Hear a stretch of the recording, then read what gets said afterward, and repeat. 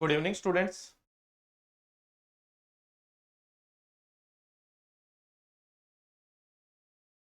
चलिए सब लोग ठीक है। चलिए अपने आज बात करते हैं स्पेशल बिहार एग्रीकल्चर को लेकर, जिसमें अपने डेटा इंपॉर्टेंट वेराइटीज ये सब अपने डिस्कस कर लेते हैं। चलिए, आज मैंने यहाँ पे पीपीटी आप लोगों के लिए नहीं तैयार किया है। पूरा का पूरा डेटा मैं आपको यहाँ पे बोर्ड पे ही करवाऊंगा, चाहे आप नोट कर लीजिएगा या जैसा भी आपको याद रहता है वैसा। देखो, सबसे पहले अपने बात करते हैं एरिया। एरिया तो आपको बिहार का अच्छी तरीके से पता ही है। टोटल जो जियोग्राफिकल एरिया है वो है 94,163 स्क्वायर किलोमीटर है। ये अपने बिहार का टोटल जियोग्राफिकल एरिया है, टोटल भौगोलिक क्षेत्र है। अगर आपको इसे हेक्टर में चेंज करना हो तो आप हेक्टर में कैसे चेंज करेंगे? गुड इवनिंग भाई, गुड इवनिंग। मान लो कि ये एरिया ही आपसे हेक्टर में पूछ लिया जाए तो हेक्टर में आप कैसे चेंज करो? हेक्टर में आप कैसे चेंज करते हैं? एक स्क्वायर किलोमीटर का मतलब होता है, देखो एक सिंपल सा तरीका बताता हूं। एक स्क्वायर किलोमीटर का मतलब होता है ये 1000 × 1000 मीटर स्क्वायर किलोमीटर का मतलब होता है। वहीं पे एक हेक्टर में कितने स्क्वायर मीटर होते हैं? 10,000 स्क्वायर मीटर। तो 4 जीरो से 4 जीरो काट दोगे तो कितना आ जाएगा? एक स्क्वायर किलोमीटर में 100 हेक्टर होते हैं। जो आपको एरिया स्क्वायर किलोमीटर में दिया हुआ है, कल को वो हेक्टर स्क्वायर में पूछ ले तो आप 100 से मल्टीप्लाई कर देना। क्या कर देना? 100 से मल्टीप्लाई कर देना। तो मैं यहाँ पे नीचे लिख देता हूं। बहुत बार एग्रीकल्चर के अंदर जो एरिया है वो जनरली स्क्वायर हेक्टर के अंदर भी पूछ लिया जाता है। तो आप अगर हेक्टर में चेंज करेंगे तो हेक्टर में चेंज करने पर ये एरिया हो जाएगा आपका स्क्वायर हेक्टर इतना। 94,16,300 हेक्टर एरिया आपका बिहार का हो जाएगा अगर हेक्टर में बात करें तो, और स्क्वायर किलोमीटर में बात करें तो ये है। ये टोटल एरिया है, अच्छे से ध्यान रखना है इसको। अब मैं बात करूं, एक मिनट। अब मैं बात करूं बिहार की क्रॉपिंग इंटेंसिटी क्या है। क्रॉपिंग इंटेंसिटी, क्रॉपिंग इंटेंसिटी बोले तो फसल गहनता प्रतिशत की तरह। फसल गहनता प्रतिशत कितना है? फसल गहनता जो प्रतिशत है वो है आपका 143.7%। राउंड फिगर में आप ले सकते हैं 144%। हाँ, नोट करने की जरूरत नहीं है, आप साथ साथ में देखते जाइए। और क्योंकि डेटा कुछ चीजें तो मैं शॉर्ट में लिख दूंगा ना, तो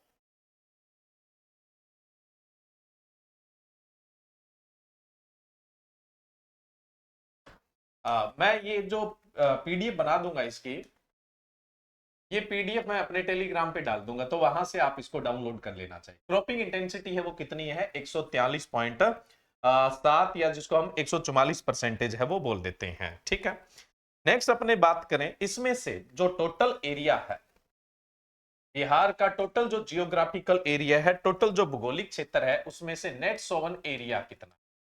नेट सोवन एरिया को आप बोलते हैं शुद्ध बोया गया क्षेत्र। क्या बोलते हैं? शुद्ध बोया गया क्षेत्र। शुद्ध बोया गया क्षेत्र। शुद्ध बोया गया क्षेत्र जो टोटल एरिया है उसमें से कितना है आपका? 50.5%।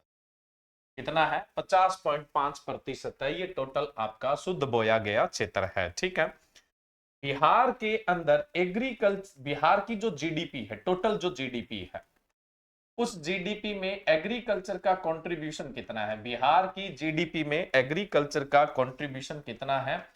एग्रीकल्चर का कंट्रीब्यूशन है 19.5। यानी एग्रीकल्चर का बिहार की जीडीपी में कितना योगदान है? तो 19.5% जीडीपी में योगदान है। फिर नेक्स्ट हम बात करें एनुअल रेनफॉल, वार्षिक वर्षा। एनुअल रेनफॉल, या फिर मैं बात करूं वार्षिक वर्षा की, वार्षिक वर्षा की बात करें तो वार्षिक वर्षा की बात करें तो अपने बिहार की जो वार्षिक वर्षा है वो है आपकी 125 सेंटीमीटर। एमएम में पूछ ले तो आप कितनी बताओगे? 1250 एमएम। कितनी बताओगे आप? 1250 एमएम। क्लाइमेट पूछ ले तो आप बताओगे सब ट्रॉपिकल। कैसा क्लाइमेट है? सब ट्रॉपिकल क्लाइमेट है। सब ट्रॉपिकल क्लाइमेट बोले तो उपोष्ण जलवायु। कैसी जलवायु है? उपोष्ण जलवायु है, अच्छे से आपको ध्यान रखना है, ठीक है। चलिए नेक्स्ट अपने बात करते हैं। यूनियन एग्रीकल्चर मिनिस्टर तो आप जानते ही हैं, यानी केंद्रीय जो कृषि मंत्री है वो तो आप जानते ही हैं कौन है भाई। केंद्रीय कृषि मंत्री है वो है अर्जुन मुंडा जी। कौन है? अर्जुन मुंडा जी है, यानी अपने केंद्रीय कृषि मंत्री, यानी भारत के कृषि मंत्री जो है। अगर हम बात करें इंडिया के एग्रीकल्चर मिनिस्टर की, वहीं पे अपने बात करें बिहार की, तो बिहार के जो एग्रीकल्चर मिनिस्टर है वो विजय कुमार सिन्हा है। कौन है? विजय कुमार सिन्हा है। विजय कुमार सिन्हा है, ठीक है। ये चीज आपको ध्यान रखनी है। उसके बाद मैं बात करूं तो जो इंपॉर्टेंट इंपॉर्टेंट आंकड़े हैं वो मैं आपको बता रहा हूं। बिहार का ऑर्गेनिक फार्मिंग के अंतर्गत, बिहार का ऑर्गेनिक फार्मिंग के अंतर्गत, कार्बनिक खेती के अंतर्गत कितना एरिया आता है? 55,500 हेक्टेयर एरिया है वो ऑर्गेनिक फार्मिंग के अंतर्गत आता है, कार्बनिक खेती के अंतर्गत आता है, ठीक है। अब हम बात करें बिहार का जो टोटल एरिया है उसमें से जो इरिगेट एरिया है वो कितना है? इरिगेटेड एरिया कितना है?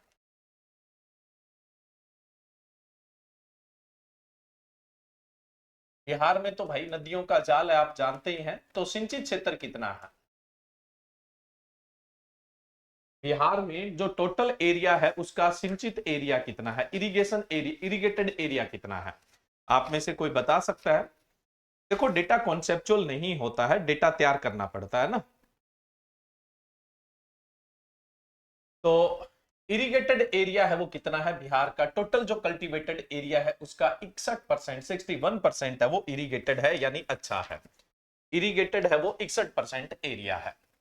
अब जो टोटल इरिगेशन होता है, कुल जो सिंचाई होती है, कुल सिंचाई, उसमें से कौन से स्रोत का कितना योगदान है?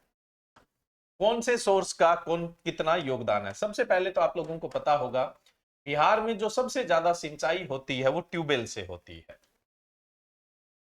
ट्यूबवेल से होती है ना। ट्यूबवेल से टोटल कितनी सिंचाई होती है? ट्यूबवेल से टोटल इरिगेशन का 63% हिस्सा ट्यूबवेल से ही इरिगेट होता है। केनाल यानी जिसको आप नहर बोल देते हैं, नहरों से कितना इरिगेट होता है? 31% इरिगेट होता है। तालाब की बात करें तो तालाब से कितना इरिगेट होता है? तालाब से 2% है वो इरिगेट होता है। बाकी जो अदर सोर्स बच गए, अदर बच गए, उनसे कितना इरिगेट होता है? 3% इरिगेट होता है। अब आपसे पूछ ले कि इरिगेटेड जो एरिया है उसमें मेजर क्रॉप कौन सी आती है? लगभग 80% इरिगेटेड एरिया है ना, उसमें आपको कौन सा क्रॉपिंग पैटर्न देखने को मिलता है? राइस और व्हीट देखने को मिलता है। मोस्ट ऑफ इरिगेटेड एरिया है उसका 80% आपको क्या देखने को मिलता है? राइस और व्हीट है वो देखने को मिलता है, ये भी अच्छे से याद रखना है, ठीक है। नेक्स्ट उसके अलावा अपनी बात करें, जो बिहार का मिल्क प्रोडक्शन है, बिहार में जो मिल्क, मैं सिर्फ बिहार के ही आंकड़ों की बात करूंगा, तो यहां पे कोई जियोग्राफी नहीं भी बोलता हूं तो आप समझ जाएं। 5.8 मिलियन टन जो है वो मिल्क प्रोडक्शन होता है। मिलियन टन दूध उत्पादन होता है बिहार में, अगर मिल्क प्रोडक्शन की बात की जाए। उसके बाद मैं बात करूं मीट प्रोडक्शन की। मीट प्रोडक्शन की बात करें तो बिहार में लगभग कितना मीट प्रोडक्शन होता है? 392.44 थाउजेंड हजार टन मीट प्रोडक्शन होता है। 392.44 हजार टन मीट प्रोडक्शन होता है, ठीक है। उसके अलावा अपने बात करें मछली उत्पादन, फिश प्रोडक्शन।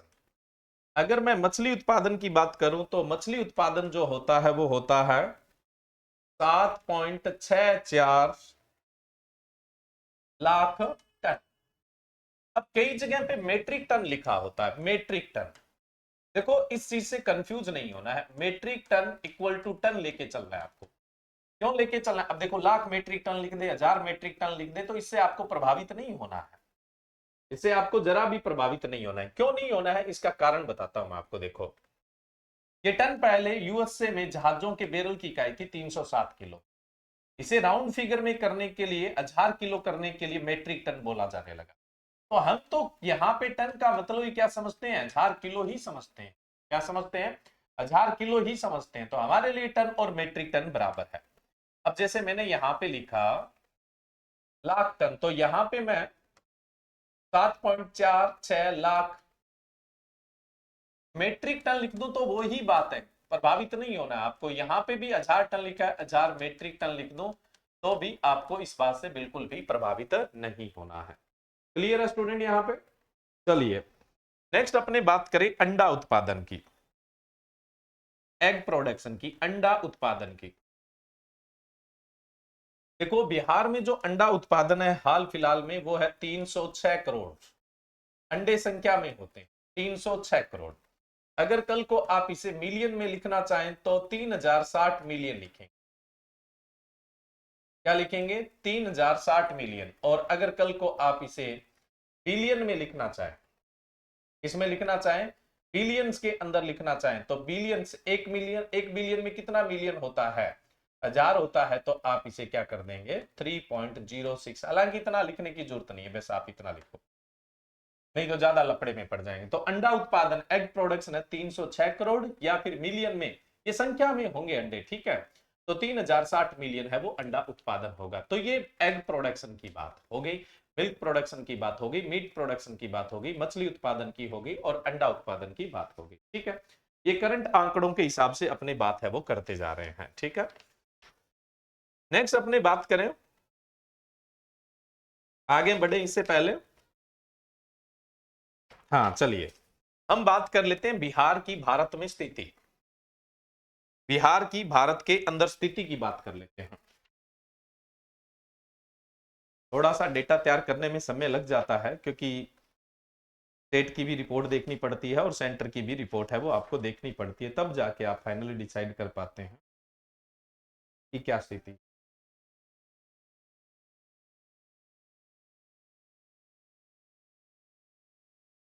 चलिए नेक्स्ट हम बात करते हैं भारत में बिहार की स्थिति क्या है, स्थिति की बात करते हैं, यानी पोजीशन कौन सी है फूड ग्रेन के अंदर, यानी हम बात करने खाद्यान्न की। आप बता सकते हैं बिहार का खाद्यान्न उत्पादन में भारत में कौन सा नंबर है? बिहार का खाद्यान्न उत्पादन में भारत में कौन सा नंबर है? बिहार का भारत में खाद्यान्न उत्पादन में कौन सा नंबर है? कोई भी, बहुत सिंपल सा क्वेश्चन पूछा मैंने, फटाफट बताइए। बिहार का खाद्यान्न उत्पादन में भारत में कौन सा नंबर आता है, कौन से रैंक आती है? चलिए बात कर लेते हैं। खाद्यान्न उत्पादन में 8th पोजीशन है। राइस में पहले 9 थी, अब कौन सी हो गई है? 6 हो गई है। व्हीट के अंदर, गेहूं के अंदर बात करें, व्हीट बोले तो गेहूं, गेहूं में बात करें तो भी कौन सी पोजीशन हो गई है? 6 पोजीशन हो गई है। कोर सीरियल, कोर सीरियल के अंदर पोजीशन की बात करें मोटे अनाज की तो 8th है, मोटा अनाज। और उसके अलावा मैं मक्का की बात करूं, मेज की, तो मेज में कौन सी पोजीशन हो गई भाई? मेज के अंदर 3rd पोजीशन है। और उसके अलावा लेंटिल, मसूर की बात करें तो लेंटिल के अंदर 4th पोजीशन है। और इसके अलावा जूट में बात करें, जूट के लिए तो बच्चों में बहुत कंट्रोवर्सी है। देखो इंडिया का जो डेटा है उसके आधार पे तो मुझे यही देखने को मिला है कि 3rd पोजीशन है, ठीक है। बाकी कोई करेक्शन हुआ तो आप लोगों को करवा देंगे, क्योंकि बहुत सारे बच्चे बोलते हैं 2nd पोजीशन है, लेकिन मैंने जहां तक देखा है वहां पे मुझे 3rd पोजीशन ही देखने को मिली। शुगर केन, गन्ना में 3rd है, टोबैको में, तंबाकू के अंदर 6ठी पोजीशन है, और मूंग में, ग्रीन ग्राम में ग्रीन ग्राम में 4th पोजीशन है, और वहीं पे फोक्सनट के अंदर 1st पोजीशन मखाना है ना, 1st पोजीशन। लीची में तो आप अच्छी तरह जानते ही हैं, लीची में 1st पोजीशन है, इसमें तो कोई दो राय नहीं है। मैंगो प्रोडक्शन में आंध्रा यूपी के बाद 3rd पोजीशन, और उसके बाद पल्सेज बच गया, पल्सेज के अंदर 9th पोजीशन है। चाय में, चाय भी कुछ लगने लगी है, चाय में 5th पोजीशन है। चाय में किंतु परंतु हो सकती है, क्योंकि ये एक ऑथेंटिक सोर्स तो नहीं था, लेकिन फिर भी। फ्रूट के अंदर 8th पोजीशन है, और वहीं पे वेजिटेबल के अंदर बात करें, सब्जियों में बात करें तो सब्जियों में 4th पोजीशन है। और उसके अलावा बात करें टोटल हॉर्टिकल्चर प्रोडक्शन में, टोटल हॉर्टिकल्चर प्रोडक्शन में भी कौन सी पोजीशन है? 4th position. याद रह जाएगी बातें, नहीं तो पीडीएफ डाल दी जाएगी, मैं आप लोगों को बता रहा हूं, है ना।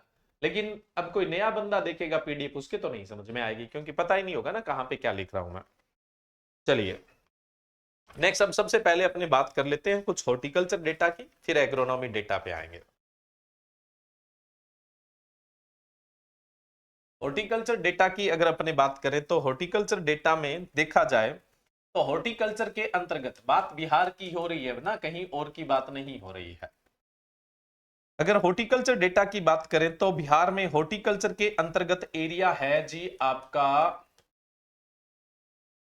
1294.51 हेक्टेयर, यानी 1000 हेक्टेयर, 1000 हेक्टेयर है, ठीक है। और अगर अपने बात करें प्रोडक्शन, उत्पादन की, प्रोडक्शन की बात करें तो भाई प्रोडक्शन है आपका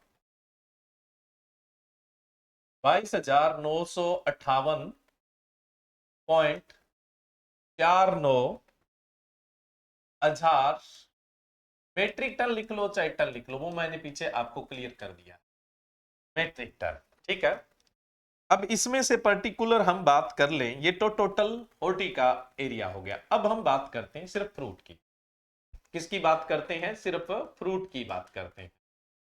ऑनलाइन एग्रीकल्चर टेलीग्राम पे मैं ये पीडीएफ डाल दूंगा, है ना। 363.77 हजार हेक्टर क्या है? एरिया है फ्रूट का, एरिया है। हेक्टर लिख दिया तो एरिया ही है ना, इतना तो आप समझदार होंगे। प्रोडक्शन की बात कर लूं, फ्रूट के टोटल प्रोडक्शन की बात कर लूं तो फ्रूट का टोटल प्रोडक्शन है यहां पे 4,986.74 हजार मेट्रिक टन, मेट्रिक टन। अब इसमें से दो मुख्य फलों की बात कर लेते हैं अपने, एक तो लीची की, है ना। लीची की अगर बात की जाए तो लीची का एरिया है 36.67 हजार हेक्टेयर। और प्रोडक्शन की बात कर लूं मैं, प्रोडक्शन की बात कर लूं तो प्रोडक्शन हो जाएगा आपका 308.06 हजार मेट्रिक टन, हजार मेट्रिक टन। और मैंगो की भी बात कर लेते हैं, बनाना, बनाना हालांकि मैंने लिखा नहीं है लेकिन आपको बता दूंगा अभी 1 मिनट। मैंगो की अगर अपनी बात करें तो मैंगो का बिहार में एरिया है जी आपका 160.24 हेक्टेयर, है ना।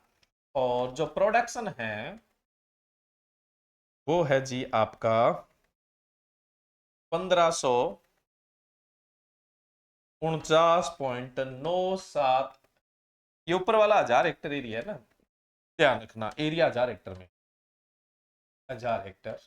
और ये 1549.97 हजार मेट्रिक टन। ये मैंगो के सेनेरियो की बात, ये मैंगो के सेनेरियो की बात होगी, ठीक है स्टूडेंट। बनाना की भी मेरे को नोट कर लेना चाहिए था, बनाना बता देते हैं अभी, जस्ट 1 मिनट।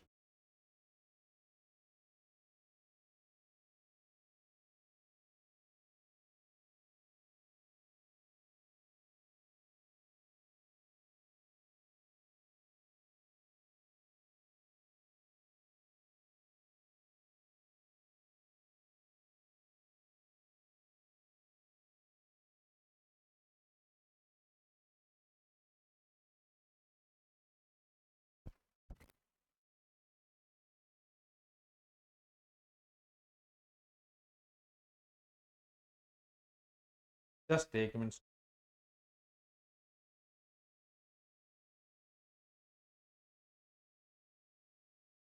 बनाना लिख देता हूं यहाँ पे। बनाना, बनाना के एरिया की बात कर ली जाए तो बनाना का एरिया है आपका 42.92 हजार हेक्टेयर, और जो प्रोडक्शन है वो है आपका 1968। प्रोडक्शन है वो है 1968.21 हजार मेट्रिक टन, अगर बनाना की अगर अपने बात कर ले तो। ठीक है स्टूडेंट्स।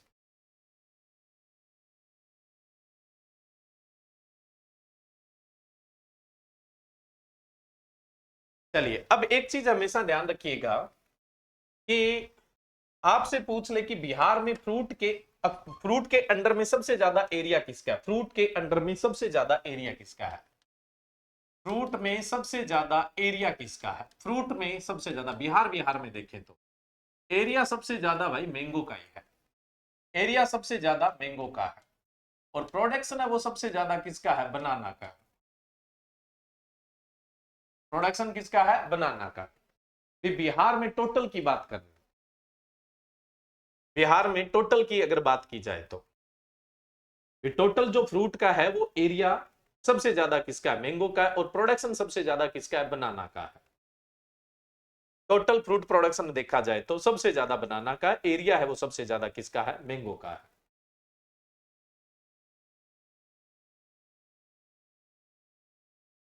योजनाओं पे जो जो है वो कल अपना लेक्चर होगा, योजनाओं का लेक्चर कल हो जाएगा। योजनाएं और बाकी सारी चीजें जो है करंट की, वो सब कल। आज डेटा से संबंधित और वैरायटी से संबंधित सारी बात कंप्लीट कर देंगे।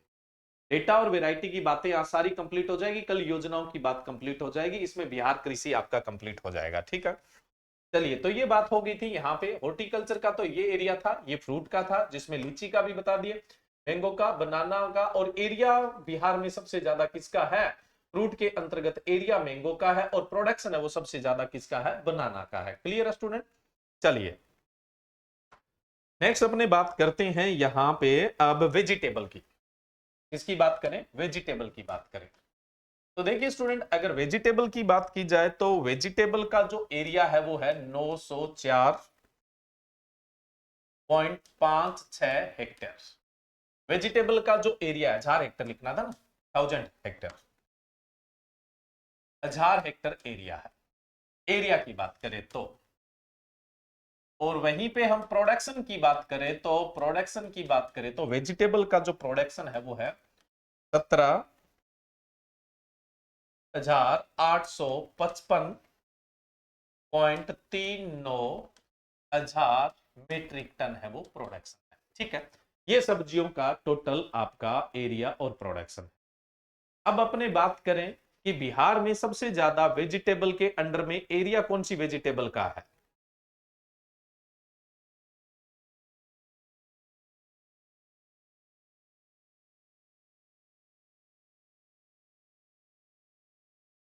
अभी बता देता हूं मैं आपको।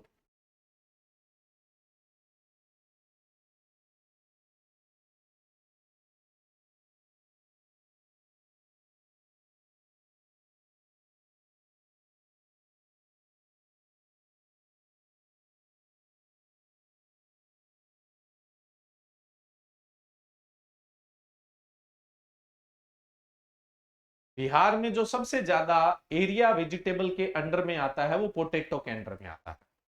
सब्जियों के अंतर्गत सबसे ज्यादा जो एरिया है वो पोटैटो का है, और प्रोडक्शन भी पोटैटो का ही है।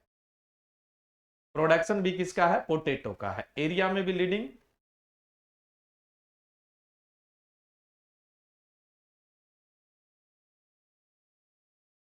एरिया में भी पोटैटो है, और प्रोडक्शन में भी पोटैटो है। वेजिटेबल में एरिया में लीडिंग देखा जाए तो पोटैटो है, और प्रोडक्शन के अंदर भी आपसे पूछ ले तो कौन सा होगा, पोटैटो होगा। ठीक है, अच्छे से ध्यान रखना है। नेक्स्ट अपने बात करें प्लांटेशन क्रॉप में। प्लांटेशन क्रॉप्स, प्लांटेशन क्रॉप्स की अगर मैं बात करूं, रोपित फसलों, रोपित फसलों की बात करूं तो प्लांटेशन क्रॉप में एरिया जो है बिहार के अंदर वो है जी आपका 12.16 हेक्टेयर है, बहुत कम है। और प्रोडक्शन जो है वो है आपका 54.66 मीट्रिक टन है, मीट्रिक टन है। ठीक है, एक चीज और पीछे मैंने जो लीडिंग बताए थे उसमें ध्यान रखना, अभी और बता देता हूं मैं। बिहार की आलू उत्पादन में, पोटैटो प्रोडक्शन के अंदर इंडिया में जो रैंक है ना वो थर्ड है। बिहार का इंडिया के अंदर जो रैंक है पोटैटो प्रोडक्शन के अंदर वो कौन सा है, थर्ड है। वहीं पे अनियन प्रोडक्शन की बात करूं तो अनियन प्रोडक्शन में रैंक है वो सिक्स्थ है। और वहीं पे टोमेटो प्रोडक्शन की बात करूं, टमाटर उत्पादन की बात करूं तो टमाटर उत्पादन में भी 10th रैंक है। और कोकोनट प्रोडक्शन की बात करूं तो कोकोनट प्रोडक्शन के अंदर भी कौन सी रैंक है, 10th रैंक है। ठीक है, तो पीछे कुछ मैंने आपको पोजीशंस बता दी थी, कुछ पोजीशन इसमें आप देख लीजिए। ठीक है, ये भी साथ साथ में याद कर लीजिए। चलिए नेक्स्ट अपने बात करें स्पाइसेज क्रॉप, मसाले वाली फसलों, स्पाइसेज क्रॉप्स यानी मसाले वाली फसलें, मसाले वाली फसलें। मसाले वाली फसलों की बात करें, स्पाइसेज क्रॉप्स की बात करें तो मसाले वाली फसलों के अंतर्गत बिहार में एरिया है 7.97 हेक्टेयर है। और वहीं पे प्रोडक्शन की बात करें तो 11.87 मेट्रिक टन है। कितना है, 11.87 मेट्रिक टन है। नेक्स्ट हम फ्लावर्स की बात कर लेते, फूलों की बात करें, फ्लावर क्रॉप्स की अगर बात करें, फूलों वाली फसलों की बात करें तो फ्लावर क्रॉप्स का जो एरिया है वो 1.21 हेक्टेयर है। और वहीं पे मैं प्रोडक्शन की बात कर लूं तो प्रोडक्शन आपको लूज फ्लावर का जो प्रोडक्शन है, यानी खुले फूल होते हैं ना, बिना डंडी के होते हैं, उनका तो प्रोडक्शन है 10.95 मेट्रिक टन, है ना। और वहीं पे कट फ्लावर की बात कर लूं मैं, कट फ्लावर की बात कर लूं जो डंडी के साथ होते हैं, मानक फ्लावर बोलते हैं, 0.194 मेट्रिक टन है वो प्रोडक्शन। ठीक है, क्लियर है स्टूडेंट्स। चलिए यहाँ पे हमारे होर्टी के डेटा की बात हुई है ना।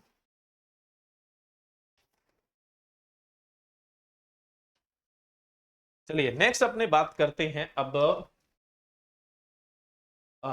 एनपीके का, पर हेक्टर नाइट्रोजन, फास्फोरस और पोटास का कंजप्शन क्या है। देखो एक तरफ तो मैं लिख लेता हूं इंडिया और एक तरफ लिख लेता हूं बिहार। सबसे पहले हम नाइट्रोजन की बात करें तो नाइट्रोजन का इंडिया में जो कंजप्शन है वो है आपका, प्रति हेक्टर कंजप्शन की बात हो रही है, 86.01 हेक्टेयर। ठीक है, ये प्रति हेक्टर कंजप्शन है, 86.01 केजी लिखना।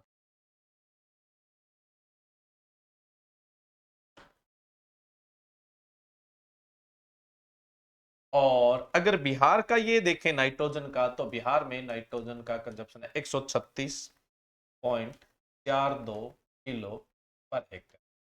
ये बात होगी नाइट्रोजन की। अब मैं बात करूं फास्फोरस, तो भारत में फास्फोरस का कंजप्शन है 37.85 किलो पर हेक्टेयर। वहीं पे बिहार में बात करें तो 48.61 किलो पर हेक्टेयर कंजप्शन। वहीं पे मैं बात कर लूं किसकी, पोटास की, किसकी बात कर लें, पोटास की बात कर लें तो पोटास का जो कंजप्शन है वो है 13.29 किलो पर हेक्टेयर। ये तो भारत का कंजप्शन है। और वहीं पे बिहार की बात करें तो 17.80 किलो पर हेक्टेयर।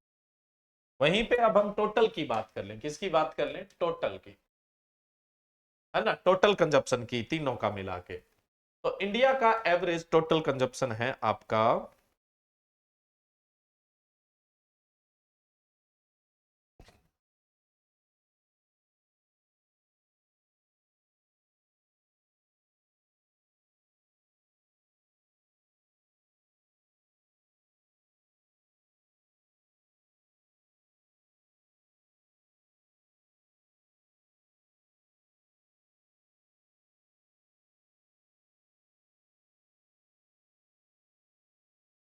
एक minute students.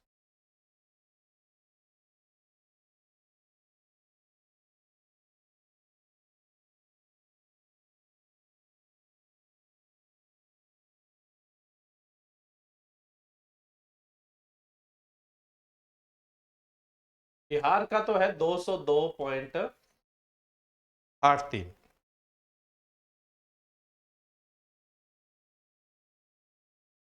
83 kilo per hectare है। वहीं पे अपने इंडिया की बात कर ले तो इंडिया का है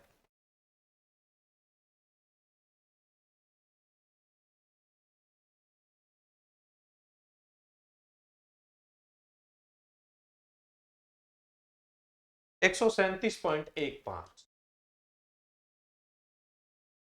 ये अपने इंडिया का टोटल जो फर्टिलाइजर कंजप्शन है, एवरेज पर हेक्टर जो कंजप्शन है, पर हेक्टर कंजप्शन ये है इंडिया का लास्ट में टोटल, और ये बिहार का नाइट्रोजन फास्फोरस पोटास प्लस अपने यहाँ पे टोटल कंजप्शन की भी बात हो गई है, तो ये भी आपको देखना ही देखना है।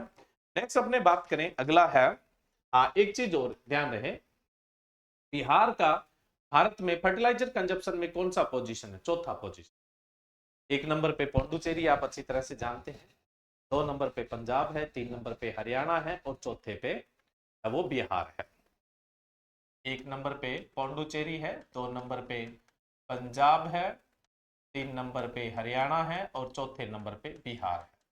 तो बिहार का फर्टिलाइजर कंजप्शन के अंदर, उर्वरक उपभोग के अंदर भारत में 4th पोजीशन।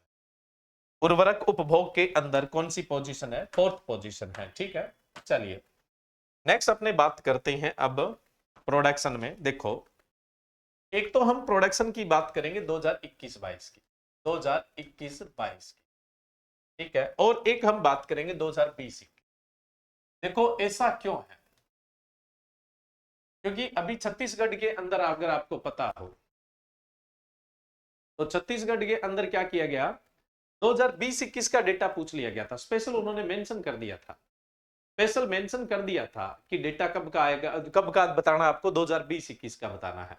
तो इसलिए मैं यहां पे दोनों ही लिख रहा हूं, ए से एरिया, टी से प्रोडक्शन और वाई से इल्ड यानी पर हेक्टर प्रोडक्टिविटी जिसको आप बोल देते हैं। इधर भी एरिया, प्रोडक्शन और इल्ड यानी प्रोडक्टिविटी, तीनों ही हम बात करते हैं। सबसे पहले हम बात करें यहां पे फूड ग्रेन की यानी खाद्यान्न की, फूड ग्रेन यानी खाद्यान्न की बात करें। देखो भाई, फूड ग्रेन का जो एरिया है वो 2021-22 का 64.5 लाख हेक्टेयर, एरिया जो है वो किसमें है? लाख हेक्टर में दिया हुआ है। एरिया है वो किसमें है? लाख हेक्टर के अंदर दिया हुआ है। ठीक है, प्रोडक्शन है वो है आपका 184.86 lakh metric ton, 184.86 lakh metric ton. और टोटल फूड ग्रेन की प्रोडक्टिविटी न लिखकर अपने क्रॉप वाइज है उनकी प्रोडक्टिविटी लिखेंगे। 2020-21 का अगर अपने बात करें तो 20-21 का एरिया है आपका 63.6 लाख हेक्टेयर। ठीक है, थोड़ा सा इधर कर लेते हैं।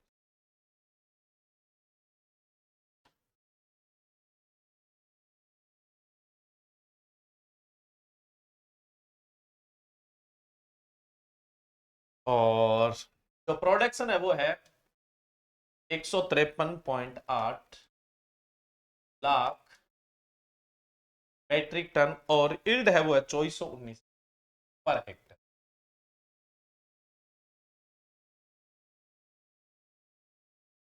ठीक है, ये 20-21 का भी हो गया है। नेक्स्ट मैं बात करूं राइस।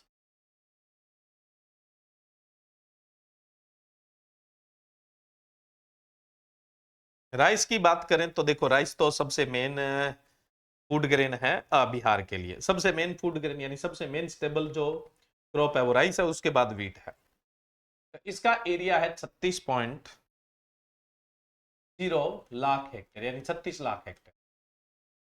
वहीं पे प्रोडक्शन की बात करूं तो प्रोडक्शन है जी आपका 77.17 77.17 लाख मेट्रिक टन। यील्ड है लगभग 2500 किलो पर हेक्टेयर, यानी जो प्रोडक्टिविटी है। 2020-21 के आंकड़ों की बात करें तो 2020-21 के आंकड़े हैं 29.6 लाख हेक्टेयर और प्रोडक्शन है वो है 66.1 लाख मेट्रिक टन और जो प्रोडक्टिविटी है वो है 2232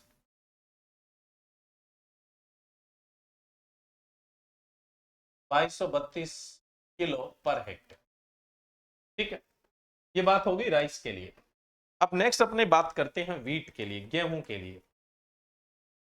वीट के लिए यानी गेहूं के लिए, तो गेहूं का जो एरिया है वो है आपका 22.4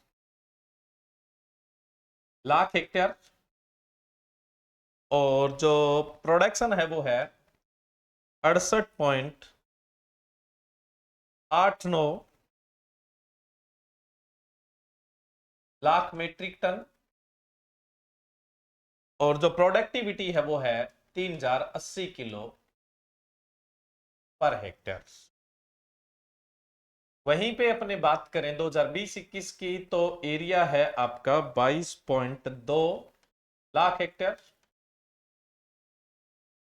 जो प्रोडक्शन है वो है आपका 61.5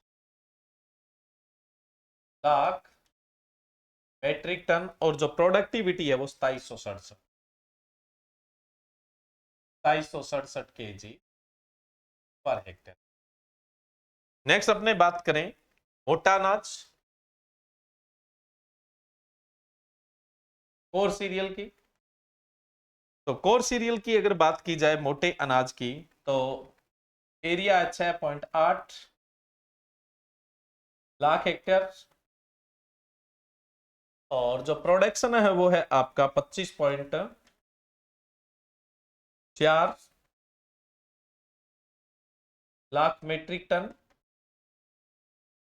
और अगर 20-21 की बात करें तो एरिया है 6.7 लाख हेक्टेयर। प्रोडक्शन की बात कर लें तो 27.7 लाख मेट्रिक टन। मक्का की बात कर लेते हैं, बिहार का भारत में मक्का उत्पादन में तीसरा स्थान है। मेज मक्का की अगर बात कर ली जाए तो मेज का एरिया है 6.6 लाख हेक्टेयर और जो प्रोडक्शन है वो है आपका 25.2 लाख मेट्रिक टन और 20-21 की बात करें तो एरिया था 6.5 लाख हेक्टेयर और प्रोडक्शन था 20.8 लाख मेट्रिक टन। तो ये कुछ मेजर डेटा है, ये आपको याद रखने, बाकी पूछे जाने के चांसेस नहीं है। सिर्फ मैं नहीं लिखा रहा हूं, इसमें से मेन टिक क्या करें, नहीं तो सारी क्रॉप का डेटा लिखा देते तो, है ना, इसमें सारा कुछ मेन ही है, सारा कुछ मेन ही है। आपको कोई डाउट है तो आप पूछ सकते हैं इसमें।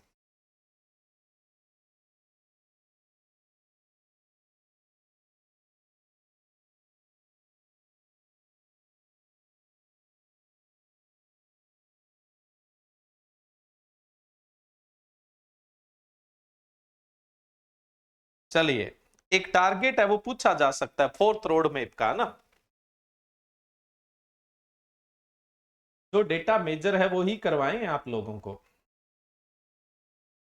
एक फोर्थ रोड मैप है, उसका टारगेट आप लोगों से पूछा जा सकता है, उसका आप ध्यान रखें।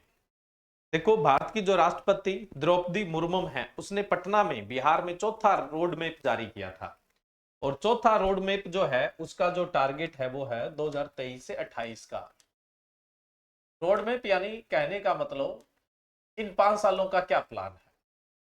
अभी जैसे हम बात करें दो तीन क्रॉप का यहां पे डिस्कस करते हैं। एक तो राइस का, राइस का जो करंट प्रोडक्शन है वो अभी हम पढ़ रहे थे, है ना। तो करंट प्रोडक्शन जो है, अभी हमने बात की थी, करंट प्रोडक्शन है वो है आपका 77.17 लाख मेट्रिक टन। ये तो करंट प्रोडक्शन है अभी वर्तमान का। और जो आगे का लक्ष्य निर्धारित किया गया है 28 का, अगर अभी इसकी प्रोडक्टिविटी देखें तो हमने प्रोडक्टिविटी की कितनी बात की है, लगभग 2500 की, है ना। 2500 metric ton, sorry metric ton नहीं, kilo per hectare rice production हो रहा है। एक्यूरेट पूछ ले तो 2496 किलो है। कितना है? 2496 किलो पर हेक्टर राइस का प्रोडक्शन है वर्तमान में हो रहा है। अब 28 में टारगेट क्या रखा गया है? 28 के अंदर जो टारगेट है वो क्या रखा गया, बात तो वो है ना। तो ये जो टारगेट रखा गया, ये रखा हुआ है 93.77 लाख मेट्रिक टन प्रोडक्शन करने का टारगेट रखा गया है। ठीक है, ये टारगेट रखा गया है। ये तभी होगा जब प्रोडक्टिविटी कितनी होगी, 3162 किलो पर हेक्टर प्रोडक्टिविटी, यानी ये 2028 का टारगेट है। किसका? राइस का टारगेट है 2028 का। वहीं पे मैं बात करूं मेज या वीट का, पहले बात कर लेते हैं। वीट की अगर अपने बात करें, गेहूं की बात करें, गेहूं का अभी हमने वर्तमान प्रोडक्शन की बात की है 68.89 लाख मेट्रिक टन की। और प्रोडक्टिविटी की कितनी बात की है अभी हमने, वर्तमान में प्रोडक्टिविटी है 3080 पर हेक्टर। ये राउंड फिगर में है, एक्यूरेट बात करें तो 3073, आप 3073 भी याद रख सकते। ये एक्यूरेट प्रोडक्टिविटी ये है। जैसे यहां हमने राउंड फिगर में बात की, एक्यूरेट ये है।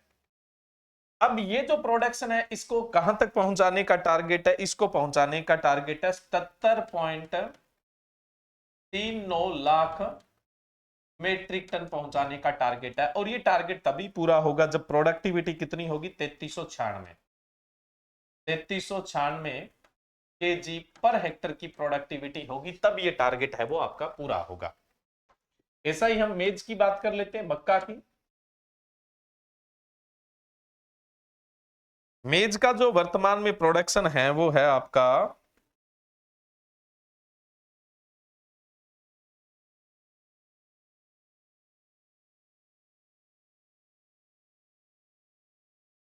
34.70 लाख मेट्रिक टन। कितना है? 34.70 लाख मेट्रिक टन। इसको करेक्ट कर,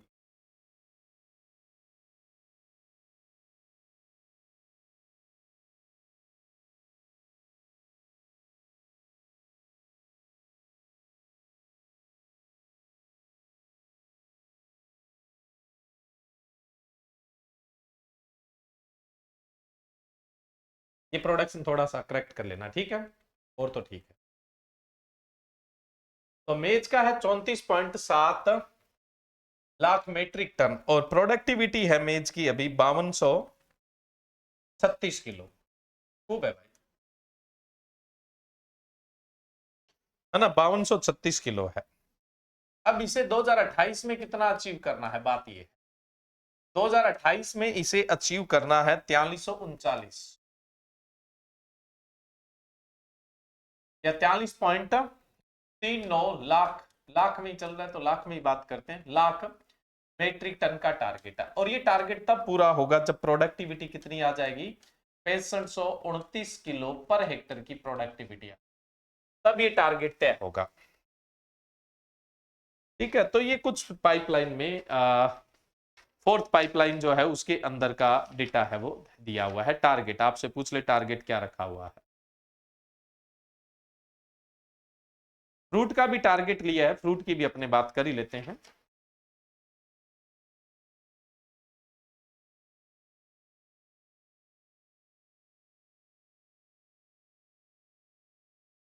चलिए, फ्रूट का जो करंट में प्रोडक्शन है वो कितना है? फ्रूट का जो करंट में प्रोडक्शन है, अभी हमने लिखा ही था वो ठीक है, लेकिन वहां हमने 1000 मेट्रिक टन में लिखा था, यहां मैं लाख मेट्रिक टन में लिख देता हूं। लाख मेट्रिक टन कितना है? 49.86 लाख मेट्रिक टन है। और बिहार में जो फ्रूट की प्रोडक्टिविटी है वो औसत कितनी है? 13,707 किलो पर हेक्टेयर है, या फिर आप इसे क्या बोल सकते हैं, 137.07 क्विंटल पर हेक्टेयर की प्रोडक्टिविटी अगर क्विंटल में ले तो। इसको कहां तक पहुंचाने का लक्ष्य है रखा गया है? 2028 में इसको पहुंचाने का लक्ष्य रखा गया है 58.09 लाख मीट्रिक टन पहुंचाने का लक्ष्य रखा गया है। और ये तभी अचीव होगा जब प्रोडक्टिविटी कितनी आएगी? जब प्रोडक्टिविटी आएगी 14,657 किलो पर हेक्टेयर की प्रोडक्टिविटी आएगी, या फिर हम बोल सकते हैं कि 146.57 क्विंटल पर हेक्टेयर का फ्रूट का प्रोडक्शन होगा, तब जाके आपके इतना प्रोडक्शन है वो होगा।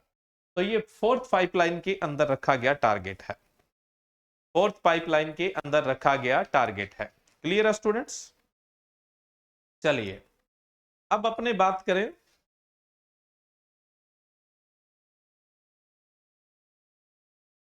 कुछ और छोटे मोटे, जो 2024-25 का बजट है,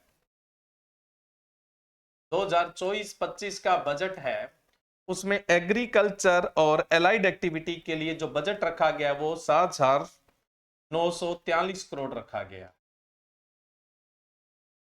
एग्रीकल्चर और उसके साथ साथ जो भी आपका एलाइड सेक्टर बनता है उसके लिए बजट ये रखा गया है, ठीक है।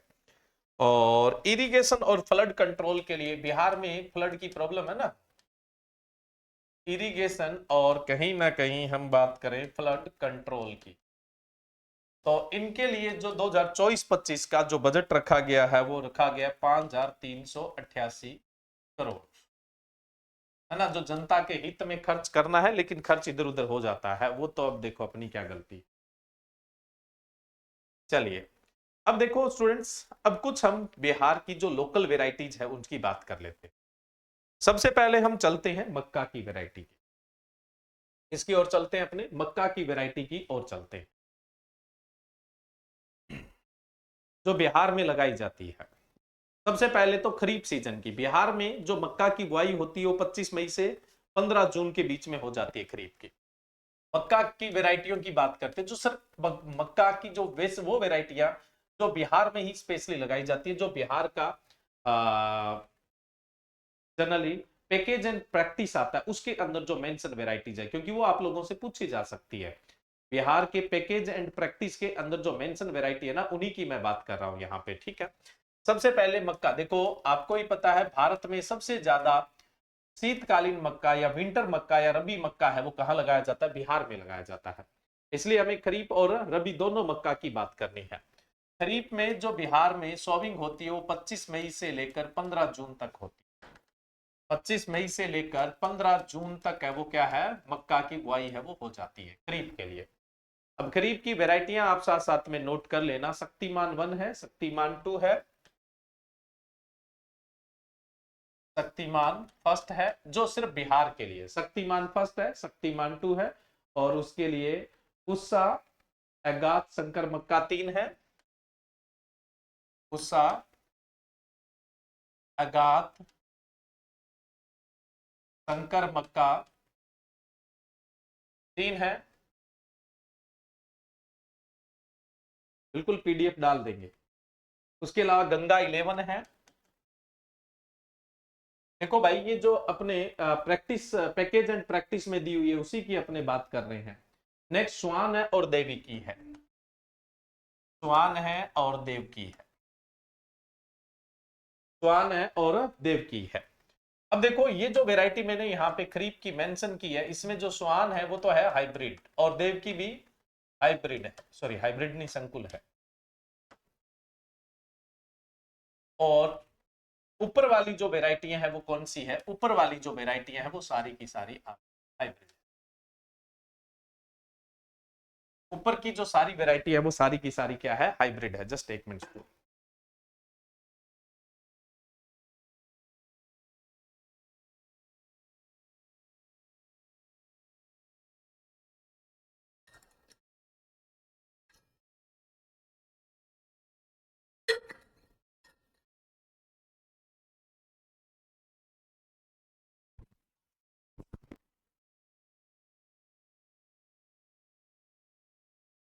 नेक्स्ट अपने बात करें रबी मक्का की।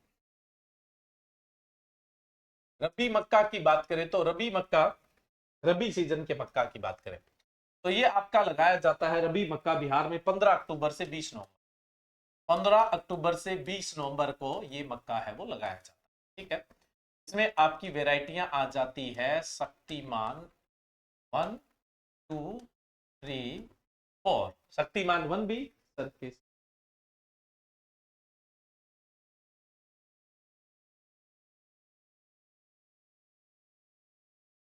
चलिए लिखिए। तो देखो रबी के अंदर शक्तिमान 1, शक्तिमान 2, शक्तिमान 3, शक्तिमान 4 और उसके अलावा राजेंद्र शंकर मक्का 1, राजेंद्र शंकर मक्का फर्स्ट, राजेंद्र शंकर मक्का 2। ये जो वेराइटियां हैं ये आपकी है हाइब्रिड वेराइटियां, गंगा 11। ये जो वेराइटियां हैं ये हाइब्रिड है, हाइब्रिड है। देखो ये आपकी मिनिस्ट्री के जो पैकेज एंड प्रैक्टिस है उसके अनुसार अपने बात कर रहे हैं। ठीक है, नेक्स्ट सुआन, देवकी और लक्ष्मी। लक्ष्मी तो अच्छी खासी पॉपुलर वैरायटी है रबी में लगाने के लिए। देवकी, ये संकुल किस्में हैं तीनों। कैसी किस्में है ये? संकुल किस्में है। ये मक्का की किस्में, ये मक्का की किस्में है, संकुल किस्में है। ठीक है, रबी में लगाया जाने वाला देख लो, देखना है भाई। उसके अलावा आपको पता हो तो बसंत व ग्रीष्म मक्का भी लगाता है आपने। बसंत व ग्रीष्म मक्का भी तो लगता है। बसंत व ग्रीष्म मक्का। देखो बसंत व ग्रीष्म मक्का, हालांकि पीडीएफ तैयार होती थोड़ा तेजी से पढ़ाया जाता लेकिन टाइम बहुत लग जाता पीपीटी वगैरह में। बसंत व ग्रीष्म मक्का की बात करें तो बसंत व ग्रीष्म मक्का की बिहार में बुआई कब होती है? 15 फरवरी से 20 अप्रैल। 15 फेब से लेकर 20 अप्रैल तक, 20 अप्रैल तक है वो बसंत व ग्रीष्मकालीन मक्का। तो इसके लिए देखो एक तो है शक्तिमानी, शक्तिमान फर्स्ट लगा सकते हो, 2 लगा सकते हो और गंगा 11 लगा सकते हो। गंगा 11 हाइब्रिड में तो ये है, शंकर मक्का में तो ये वेराइटी आएगी अपने यहाँ। ठीक है, और उसके अलावा स्वान और देव की है वो संकुल में आ जाएगी। स्वान और जो देव की ये किस में आ जाएगी? ये आपकी आ जाएगी संकुल मक्का। इसमें आ जाएगी संकुल मक्का के अंदर। क्लियर है स्टूडेंट? तो ये लोकल में जो वैरायटी लगती है उसकी अपने बात कर।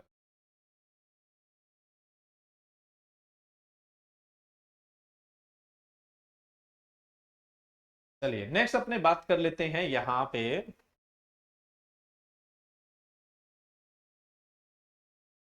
चावल की, धान की। धान की सबसे पहले हम बात करें पेडी की। पेडी में भी अपलैंड राइस, अपलैंड राइस जो ऊंची जमीन का चावल है, ऊपरी जमीन हेतु, ऊपरी जमीन हेतु। देखो जो स्कीम है वो सारी की सारी आपको कल करवा देंगे, स्कीमें कल आपकी हो जाएगी। ऊपरी जमीन हेतु और अर्ली जो जल्दी तैयार हो जाती है, जो जल्दी तैयार हो जाती है अर्ली। वैसे अपलैंड राइस के अंदर अर्ली ही लगाया जाता है। कौन सा लगाया जाता है? अर्ली ही लगाया जाता है। अपलैंड राइस में अगेती किस्में ही लगती है। अगेती किस्में कौन कौन सी वो लिख देता हूं मैं। तुरंता है, किस्म का नाम ही तुरंता है। उसके अलावा अपने बात करें तो प्रभात है और उसके अलावा रिछारिया है। जो बिहार के लिए ही सुटेबल किस्में है उन्हीं की बात हो रही है। सरोज है और उसके अलावा धन लक्ष्मी, धन लक्ष्मी। नेक्स्ट अपने बात करें, ये हो गया अपलैंड राइस के लिए। दूसरा जो मध्यम जमीन है, यानी कहने का मतलब मिड हाइट लैंड जो है वहां पे लगने वाली, जो मध्यम जमीन है वहां पे लगने वाली किस्में कौन कौन? वहां पे लगने वाली है जी सीता, के अलावा कनक, उसके अलावा IR 36, उसके अलावा मैं बात करूं तो राजेंद्र सवेता, संतोष। जो मैंने आपको कल्टीवेशन करवाया उसमें तो कॉमन चीजें करवाई है, यहां पे मैं बात कर रहा हूं उन वेराइटी की जो बिहार के लिए कंप्लीटली क्या है, सुटेबल है। तो ये मिड हाइट लैंड के लिए है, ठीक है। नेक्स्ट है लो लैंड के लिए।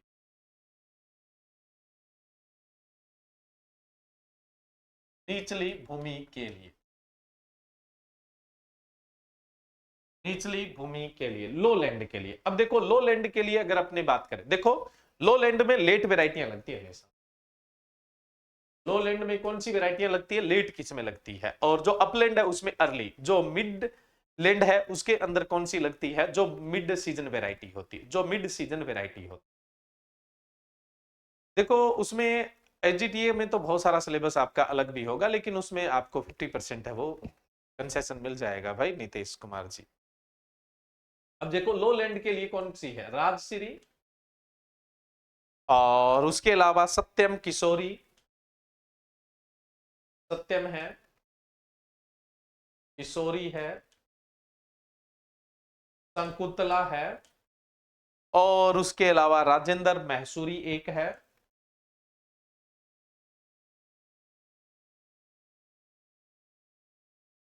राजेंद्र मैसूरी फर्स्ट है। उसके अलावा MTU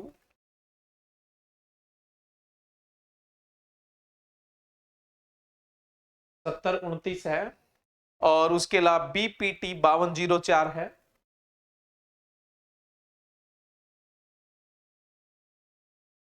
BPT 5204 को आप और किस नाम से जानता है, संबा मैसूरी के नाम से भी जानते हैं, संबा मैसूरी के नाम से भी जानते हैं। और MTU जो फर्स्ट MTU 7029 है उसको सवर्णा के नाम से भी जानते हैं। किस नाम से जानते हैं, अपने सवर्णा के नाम से भी जानते हैं। और उसके अलावा सवर्णा सब फर्स्ट भी लगती है।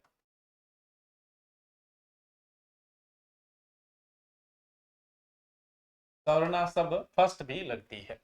तो ये लो लैंड में लगने वाली वेराइटियां हैं, ठीक है। वैसे तो पूरे विश्व में जो बोरो राइस है वो कहां पे लगाया जाता है, वो भारत और बांग्लादेश में लगता है। भारत और बांग्लादेश में, भारत में कहां से लगता है, पूर्वी बिहार से लेकर असम तक लगता है। सबसे ज्यादा वेस्ट बंगाल में लगता है बोरो राइस। बोरो राइस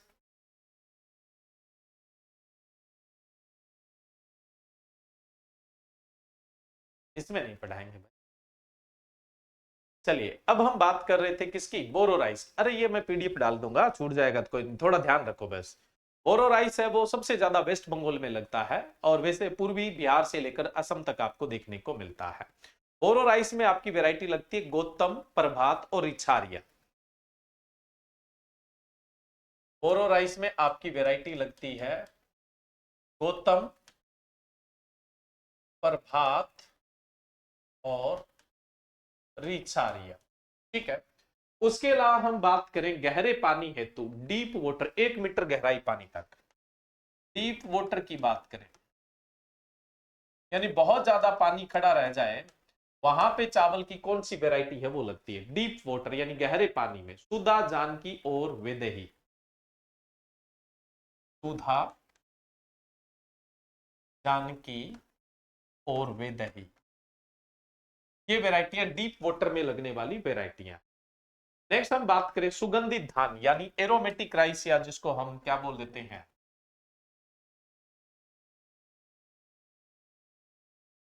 बासमती।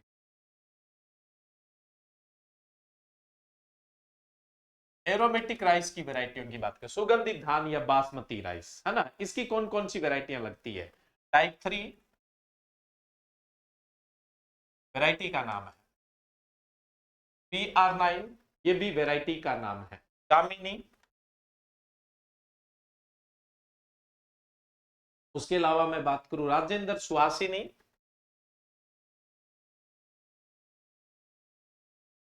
राजेंद्र सुहासिनी। और इसके अलावा मैं बात करूं तो लगती है राजेंद्र कस्तूरी और राजेंद्र भगवती, राजेंद्र कस्तूरी और राजेंद्र भगवत। चलिए एक क्वेश्चन बता दीजिए, सिंपल सा ये, वैसे तो क्या पूछना है इसका, लेकिन फिर भी आपके नॉलेज को जांच लिया जाए। राजेंद्र करके वैरायटी कहां से रिलीज होती? राजेंद्र करके जो वैरायटी है वो कहां से रिलीज होती?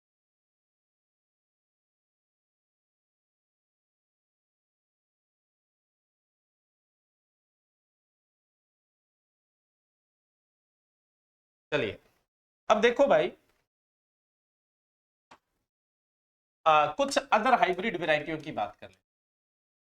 अदर हाइब्रिड जो और कोई संकर बच गई है और जो अपने बिहार में लगती है, PHB 71, PHB 71, और उसके अलावा KRH2, KRH2, उसके अलावा PA 644, PA 644, और उसके अलावा पुसा RH10, PRH4, नहीं 10। ये तो फर्स्ट हाइब्रिड बासमती राइस है। बासमती का सबसे पहला हाइब्रिड PRH10 ही है। बासमती का सबसे पहला हाइब्रिड कौन सा है? PRH10, ये बासमती है, सुगंधित। विश्व का सबसे पहला जो बासमती हाइब्रिड है वो PRH10 है, पुसा राइस हाइब्रिड 10 ही है, ठीक है। पंत संकर धान भी लगता है, पंत संकर धान है वो भी, पंत संकर धान एक। तो ये कुछ अदर और हाइब्रिड वैरायटी है। Doctor Rajendra Prasad agriculture university, Puasa Bihar से रिलीज होती राजेंद्र करके जो भी वैरायटियां हैं। चलिए अब अपने चलते हैं वीट के अंदर, गेहूं के अंदर चलते हैं। सबसे पहले तो हम वीट में बात करेंगे असिंचित क्षेत्रों में, अनइरिगेटेड एरिया। वीट गेहूं के अंदर अपने बात करेंगे असिंचित एरिया में, अनइरिगेटेड एरिया है ना, असिंचित क्षेत्र में, अनइरिगेटेड एरिया के अंदर। अनइरिगेटेड एरिया के अंदर C306, और उसके अलावा K8027, K8027, और इसके अलावा अपने बात करें RW3016, RW3016, और इसके अलावा अपने बात करें K8962, K8962, और इसके अलावा अपने बात करें HD2888। ये बरानी एरिया में या असिंचित क्षेत्र एरिया में लगती है। K8027 भी है, K8027 आ गया। ये अनइरिगेटेड एरिया में लगने वाली वेराइटियां हैं। नेक्स्ट अपने बात करें इरिगेटेड एरिया में लगने वाली, इरिगेटेड एरिया में लगने वाली यानी सिंचित क्षेत्र में लगने वाली किस्म। हम देख लेते हैं भाई सिंचित क्षेत्र की कौन कौन सी वैरायटी है। K9107, K9107,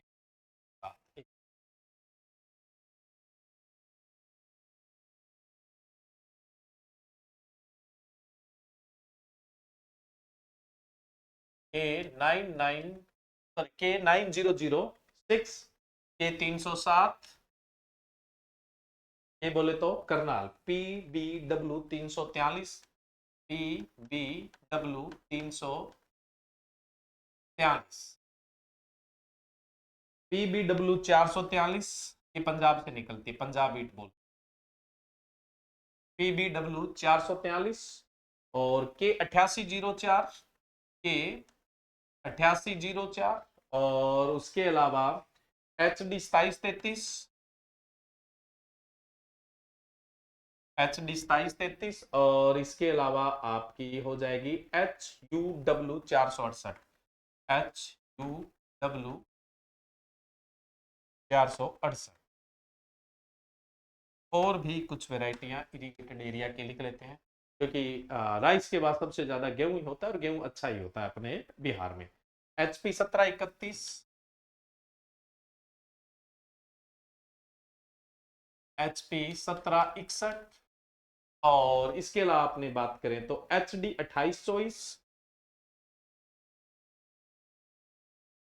उसके अलावा अपने बात करें तो HD 2967, और उसके अलावा हम बात करें तो HD 2985, ये इरिगेटेड एरिया में लगने वाली है। ठीक है, तो ये समय पे बुआई के लिए है ना, सही टाइम पे बुआई के लिए हो, एकदम एक्यूरेट टाइम। नेक्स्ट हम बात करें लेट लगाने वाली, लेट वेराइटी, लेट वेराइटीज जो देरी से लगाई जाती है। गेहूं की बात चल रही है अभी।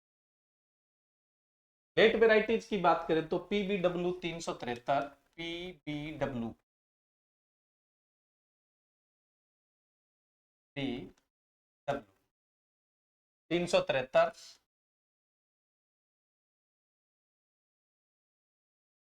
और अपने बात करें तो HD 2285,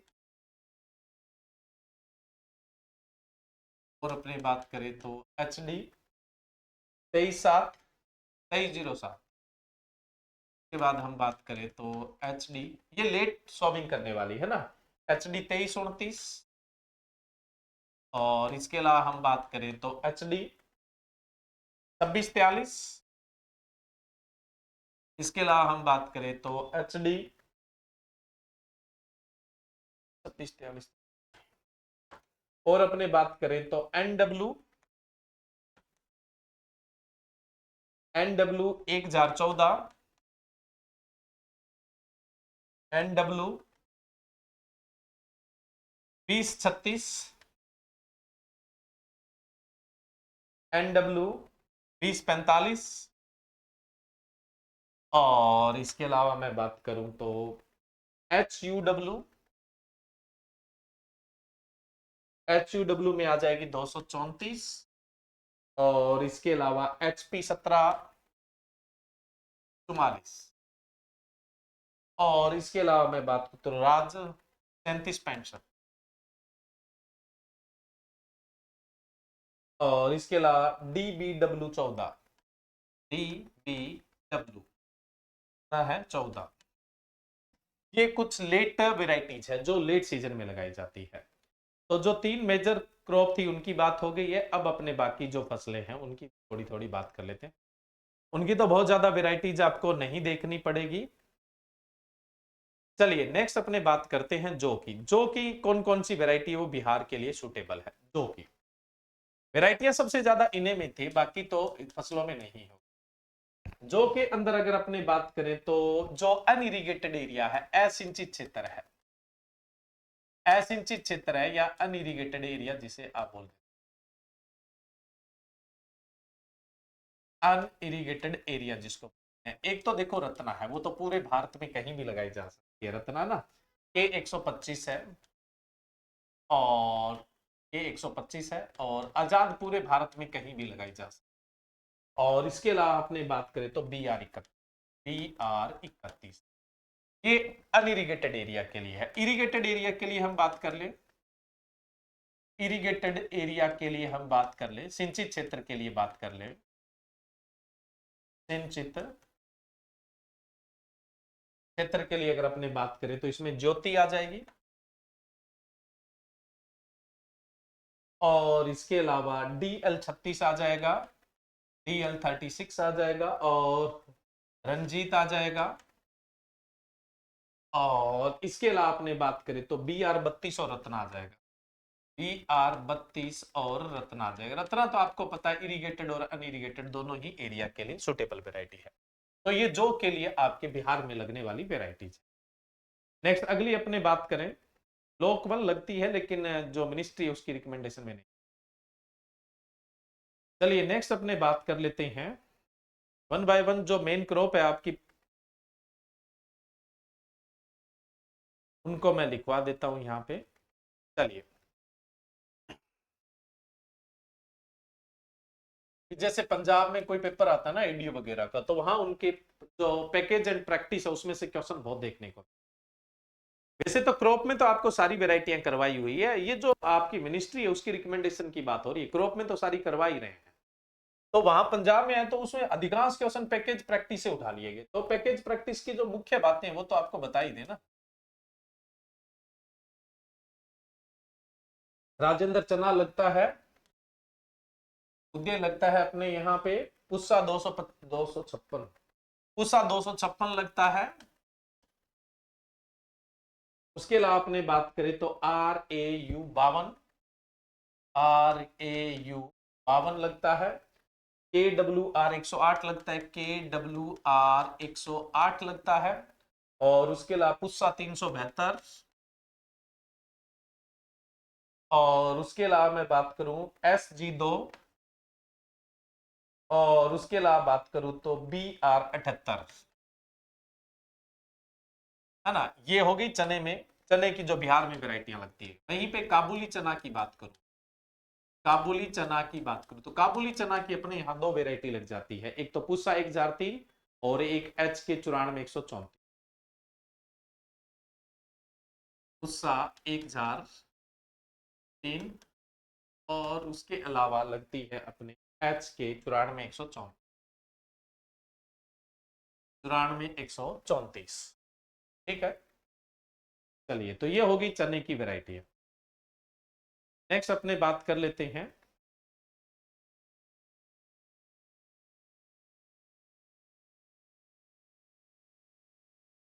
टोटल अपने सारी मिला के ही कितनी बात करनी है, 15 क्रॉप की बात करनी है। तो अपने 5 तो मेजर हो ही गए, अब तो माइनर माइनर।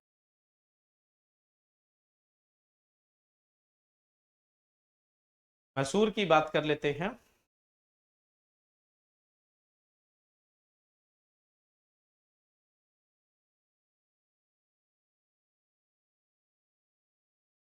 चलिए,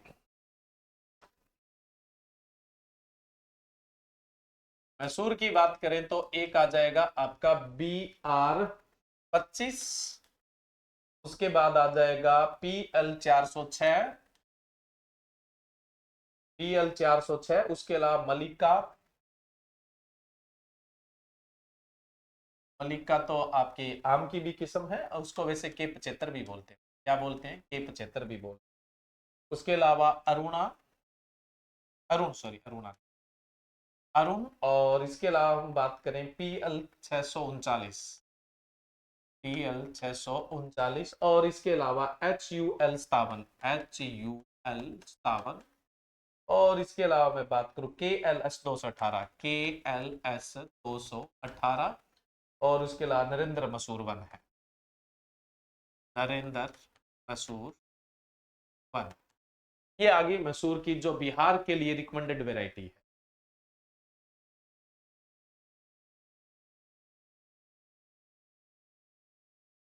ठीक है। नेक्स्ट अपने बात करें मस्टर्ड की, तिलहन में। जरूर अनुपम, स्वागत है आपका।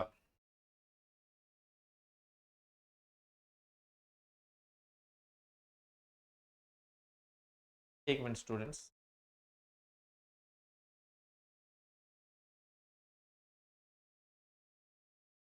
सबसे पहले हम बात करते हैं तोराई की। सरसों में सबसे पहले बात करते हैं तोराई की। बस 3-4 वेराइटी है, मेन वही लिख पाता हूं मैं आपको। RUTS 17, RUTS 17। ठीक है। उसके अलावा पांचाली, पांचाली।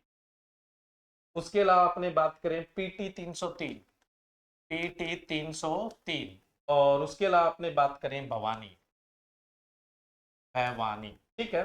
तो ये वेराइटियां आपकी तोराई में आ जाती। नेक्स्ट अपने बात करें, अरे लाने को तो मैं सीधा यहाँ PPT ला देता, लेकिन आपको इंपॉर्टेंट इंपॉर्टेंट वेराइटी करवानी। पीली सरसों, पीली सरसों। तो पीली सरसों की इतना टाइम नहीं है, पूरे दिन क्लास से है, PPT बढ़िया तैयार करो।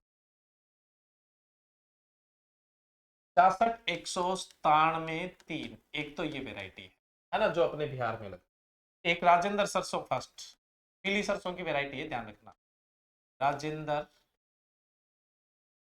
सरसों फर्स्ट। उसके अलावा स्वर्णा,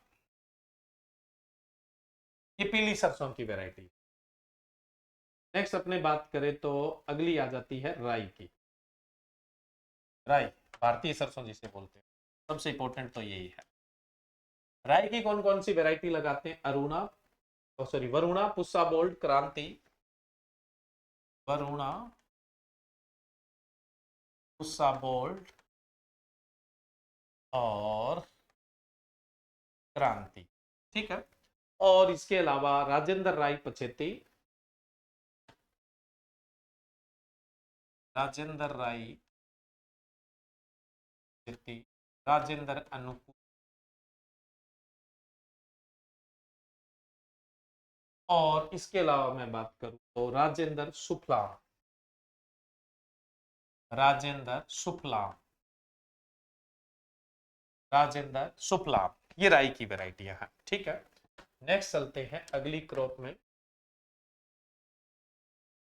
अगली क्रॉप है आपकी पीजन पी, अरहर की। सबसे पहले तो देखो भाई, जो अरहर है वो आप खरीफ के मौसम में भी लगाते हैं और सितंबर में भी अरहर लगाते हैं, दोनों की बात कर लेते हैं। वैसे तो मेन तो खरीफ सीजन की है।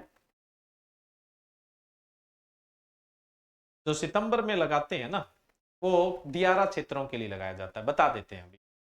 सबसे पहले अरहर में, अरहर बोले तो पीजन पी, अरहर में खरीफ सीजन में लगने वाली वैरायटी है बहार, पुस्ता, नूर और नरेंद्र। बहार,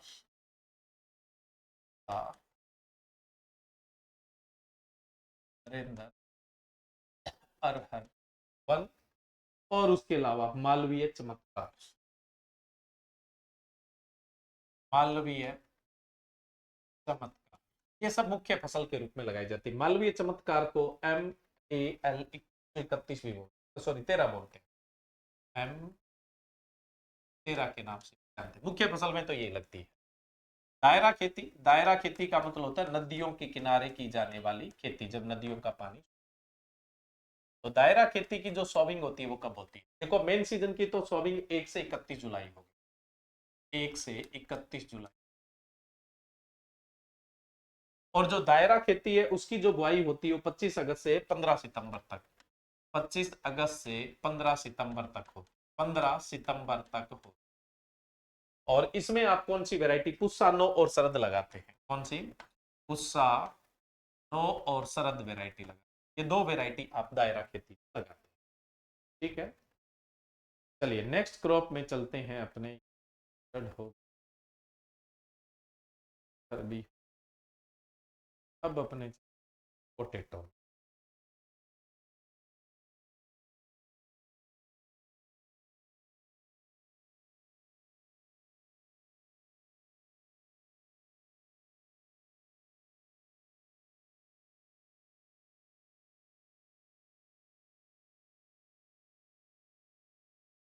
पोटैटो के अंदर है आपकी जो लगती है वो है राजेंद्र आलू 3, आलू की जो रिकमेंडेड वैरायटी, ये तो चलो याद नहीं करनी पड़ती आपको। राजेंद्र आलू 3, उपरी, ज्योति, उपरी, सतलज, उपरी, पुखराज, और कौन सी लगती है? बादशाह, उपरी, आनंद।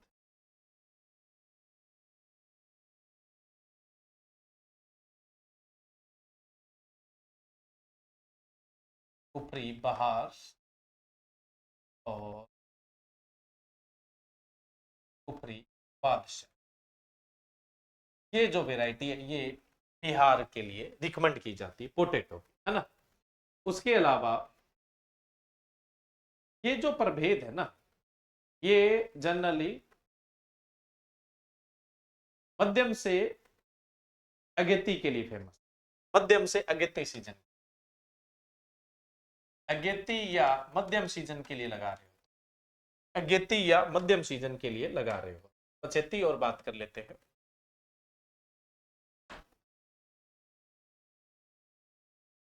पछेती की अपने और बात कर लेते हैं,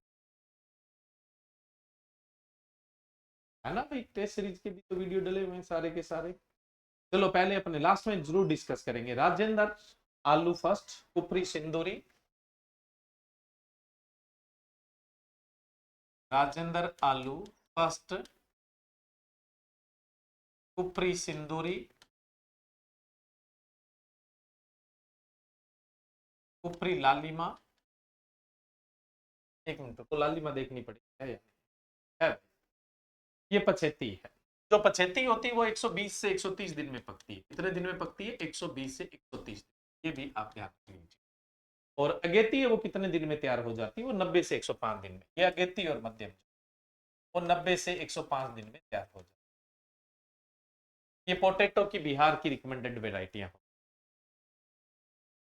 और नेक्स्ट अपने बात करें अनियन की।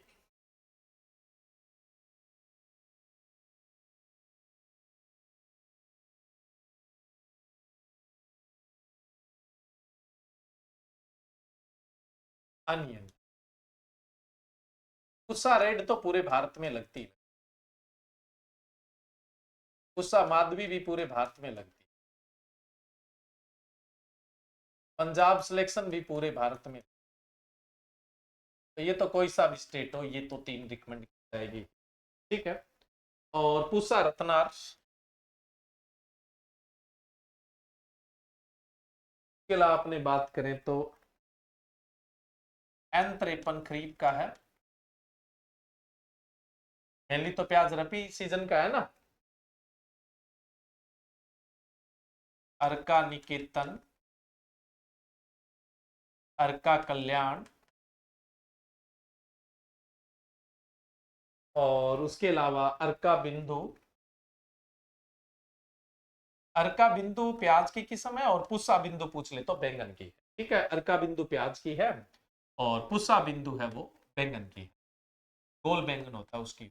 पसवंत 780। और उसके अलावा अपने बात करें तो agri round light red, agri round light red. और इसके अलावा अपने बात करें तो Punjab red round, Punjab red round. और उसके अलावा Kalyanpur red round.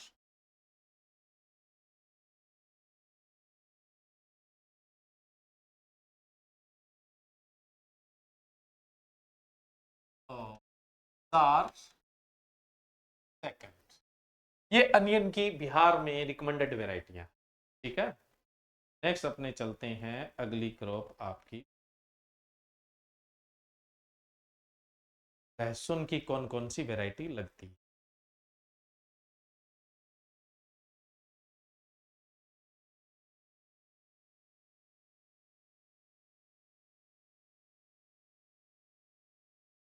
Agree found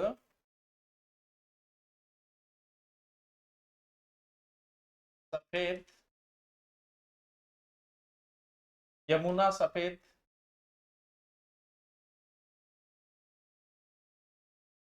Yamuna सफेद। और इसके अलावा अपने बात करें तो यमुना सफेद 2, यमुना सफेद 3। ये लिख देते हैं। एक तो 1 हो गया, एक 2 हो गया, एक 3 हो गया। एक है agro found Parvati, agro found Parvati. ये वेराइटियां जनरली क्या है बिहार के अंदर लहसुन रिकमेंड की जाती है। लहसुन के बाद अपने चलते हैं मिर्च।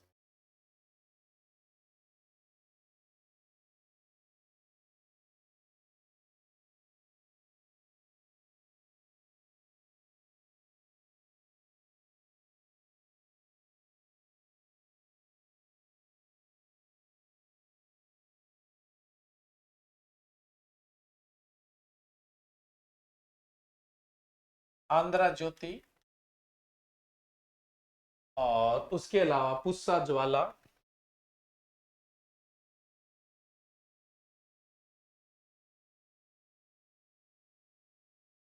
कल्याणपुर चमन, उसके अलावा कल्याणपुर चमत्कार,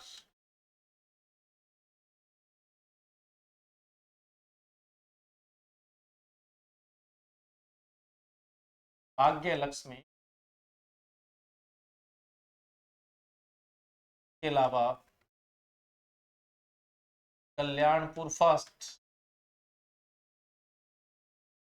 कल्याणपुर सेकंड, 2 लिख लो। और तो कौन सी, आंध्रा ज्योति, भाग्य लक्ष्मी, जे 218,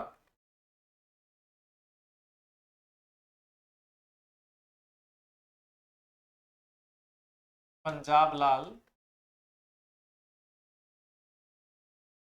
और पुस्सा सदाबहार, बहुवर्षीय वैरायटी है पुस्सा सदाबहार, पुस्सा सदाबहार बहुवर्षीय वैरायटी, ध्यान रखिएगा।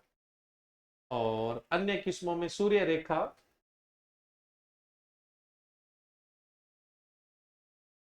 और आपसे पूछी जा सकती है JCA 154, अचार के लिए बढ़िया है, JCA 154, JCA 154 अचार बनाने के लिए बढ़िया है, अचार बनाने के लिए बढ़िया है JCA 154 जो है।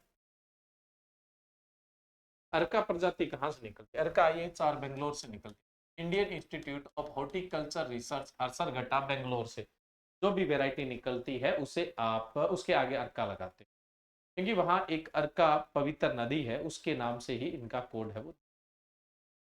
चलिए नेक्स्ट अपने बात, मैंगो में अपने बिहार में कौन कौन सी वैरायटी लगती है? मैंगो की तो सारी वैरायटी आप जानते होंगे।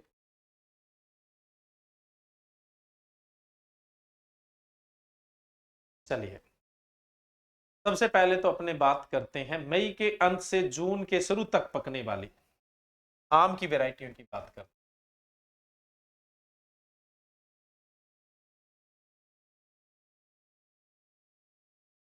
मई से जो जून में पकती, मई से जो जून में, मई के अंत से जून के शुरू तक।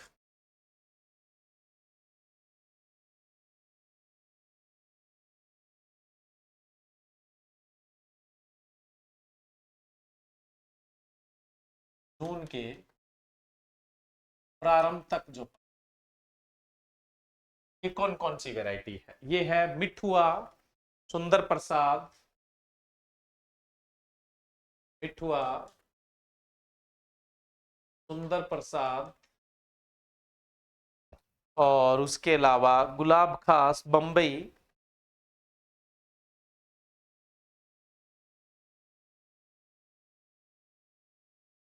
बंबई, जर्दालू,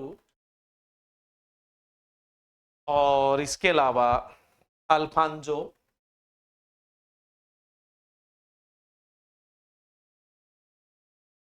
अल्फांजो सभी आमों का राजा कहलाता है। फ्रूट में किंग कौन है? मैंगो, और मैंगो में किंग कौन है? अल्फांजो। और उसके अलावा गोपाल खास,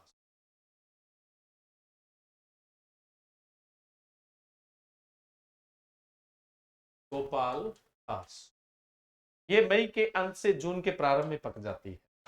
उसके बाद नेक्स्ट में बात करूं तो नेक्स्ट अपने लिखते हैं जून में पकने वाली किस्में। जून में पकने वाली किस्में, अब जून में पकने वाली किस्में कौन कौन सी है? लंगड़ा, हिमसागर, दशहरी, करसन भोग और रतभोग।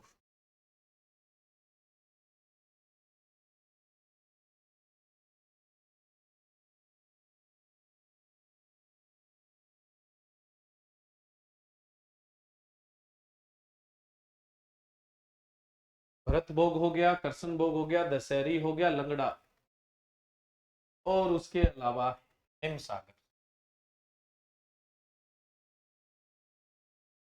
ठीक है, नेक्स्ट अपने बात करें जुलाई में पकने वाली किस्में। जुलाई में पकने वाली किस्में, अब जुलाई में पकने वाली किस्में कौन कौन सी है? फजली, सुकुल, सीपिया और तैमूरिया।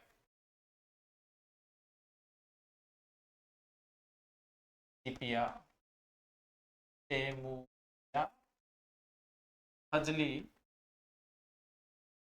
और इसके अलावा एक है सुकुल, सुकुल। ठीक है, नेक्स्ट है अगस्त में पकने वाली किस्म। अगस्त में पकने वाली किस्में, अगस्त में पकने वाली किस्में, अगस्त में पकने वाली किस्में। अब देखो अगस्त में कौन कौन सी पकती है। ओ, पकती है समर बहिस्त,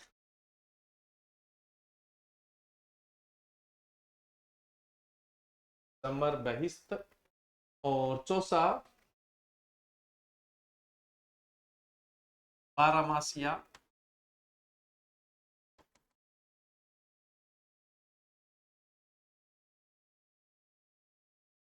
बारहमासिया, और उसके अलावा कतकी और बथुआ,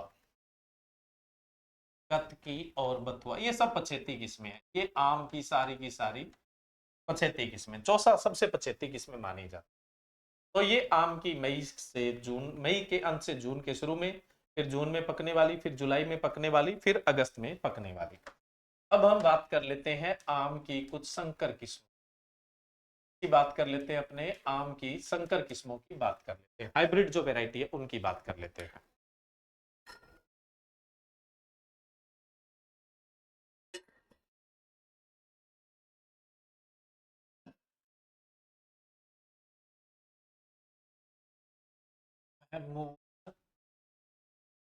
बहार, प्रभाशंकर, राजेंद्र आम फर्स्ट, राजेंद्र आम सेकंड, और इसके अलावा अल्फजली, अल्फांजो प्लस फजली का क्रॉस तो अल्फजली हो गया ना। आम्रपाली, रत्ना,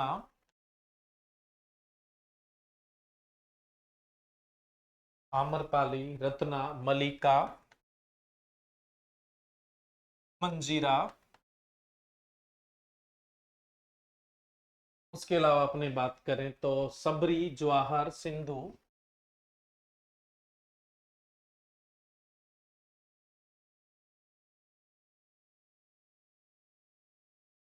सिंधु सीडलेस वैरायटी है ना, आपको पता हो 96% इसका भाग है वो खाया जाता है, सीड नहीं होता है। नेक्स्ट अपने बात करें अर्का अरुण, अर्का पुनित, अर्का अरुण, अर्का पुनित, समझाने वाला तो देखो कुछ था नहीं ना, सारा बताने वाला ही था।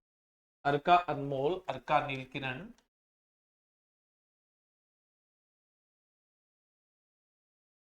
अर्का नीलकिरण, और इसके अलावा बात करें तो मेनका सुभाष, मेनका आस, और एक और लिख लो पुस्सा अरुणिया, पुस्सा अरुणा है। चलिए, तो ये आम की कुछ संकर किस्में हैं जो अपने लगती है। चलिए नेक्स्ट अपने बात करते हैं अगली क्रॉप, आम की बात हो गई है, सबसे ज्यादा वेराइटियां फलों में आम की है। अब नेक्स्ट अपने बात कर लेते हैं लीची।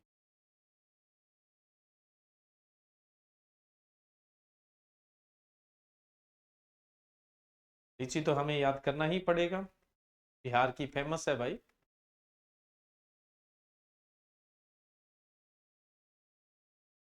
शाही लीची तो आपको ही पता है, शाही लीची को तो जनरली जीआई टैग भी मिला हुआ है। अच्छा, पहले पपीता की बात करनी है ना, पहले पपीता की बात करनी, फिर लीची की। पपीता की बात करें तो पपीता की किस्में अपने बिहार में लगती है, रांची, बारवानी, मधुबिंदु,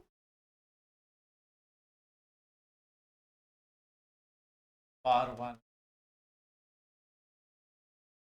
मधुबिंदु, और टेलेसी, टेलेसी, है ना। विदेशी कुछ वैरायटियां लगती है, उनकी अपने बात कर लेते हैं। विदेशी जो बाहर से लाई गई, जो बिहार में लगाई जाए, Washington, solo, sunrise, Washington, solo. बाकी तो जो वेराइटियां है ना वो सारी की सारी आपको क्रॉप में करवा दी जाती, ये सिर्फ जो बिहार के लिए रिकमेंड की गई, सनराइज सोलो है भाई।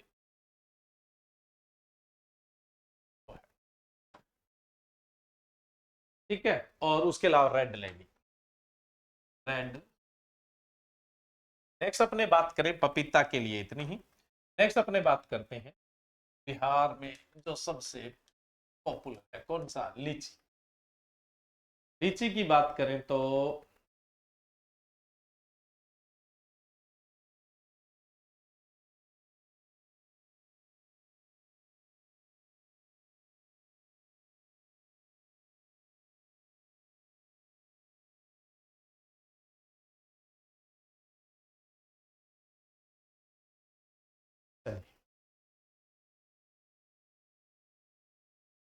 मई के प्रथम पखवाड़े में पकने वाली, मई के प्रथम पखवाड़े में पकने वाली, मई के प्रथम पखवाड़े में पकने वाली। मई के जो प्रथम पखवाड़े में पकती है वो आपकी पकती है एक तो देसी और एक अर्ली बेदाना, देसी अर्ली बेदाना, देसी और अर्ली बेदाना। दूसरा मई के दूसरे पखवाड़े में जो पकती है, दूसरे पखवाड़े में पकने वाले में पकने। अब देखो मई के दूसरे पखवाड़े में पकने वाली किस्में कौन कौन सी है, ये है आपकी शाही लीची, इसको जीआई टैग मिला हुआ है, मुजफ्फरपुर की फेमस है, रोज सेंटेड,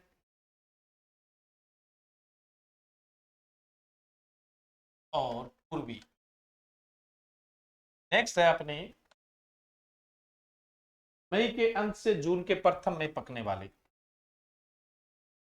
मई के अंतिम से जून के प्रथम सप्ताह में पकने वाली।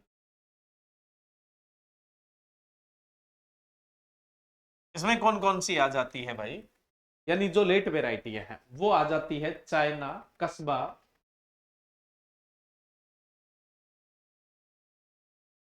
लीची को क्वीन ऑफ सब ट्रॉपिकल फ्रूट भी बोलते हैं, यानी उपोषण जलवायु के फलों की रानी भी बोलते हैं, और फ्रूट ऑफ हाई कॉमर्स, यानी अधिक पैसे कमाने वाली फसल, अधिक पैसे कमाने वाली फलों वाली फसल भी बोलते हैं।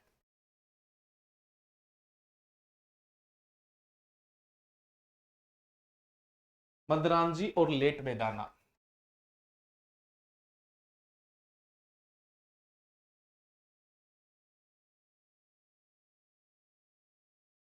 ठीक है। नेक्स्ट अपने बात करें लीची में तो यही इंपॉर्टेंट वेराइटियां थी।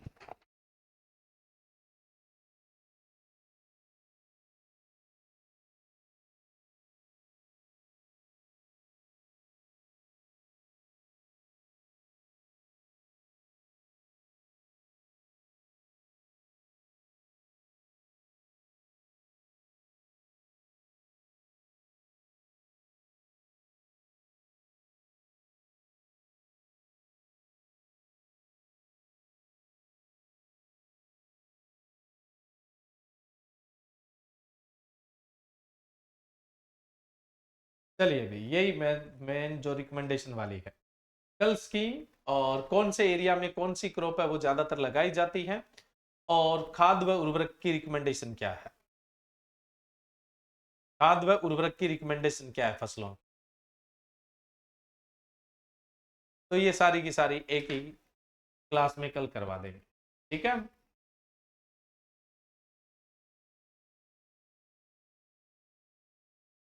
चलिए स्टूडेंट, अब कुछ बीच में पूछ रहे थे, बताओ क्या पूछ रहे थे। आज कुछ समझाने वाला नहीं था भाई।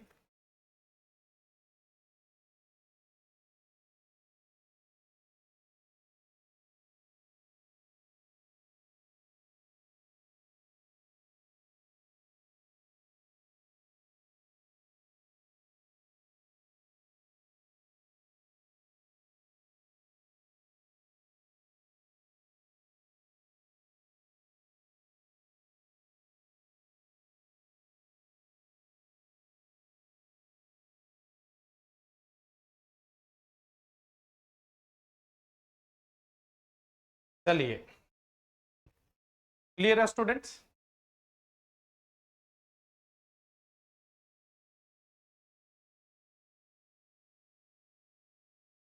नहीं, अब एमसीक्यू क्लास चलेगा 7 बजे।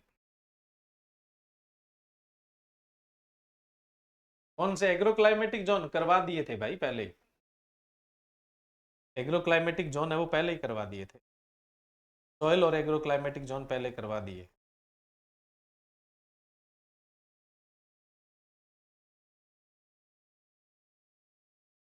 मैंगो क्रॉप में करवाएंगे, ये तो बस मैंने बिहार की रिकमेंडेड वेराइटीज बताई आपको। टेस्ट के वीडियो सॉल्यूशन आ रहे हैं ना आपके? लीची क्रॉप में करवाएंगे ना, डिजीज ऑफ लीची भाई। समझो बात को, ये मैंने डेटा के अनुसार करवाया आप लोगों को।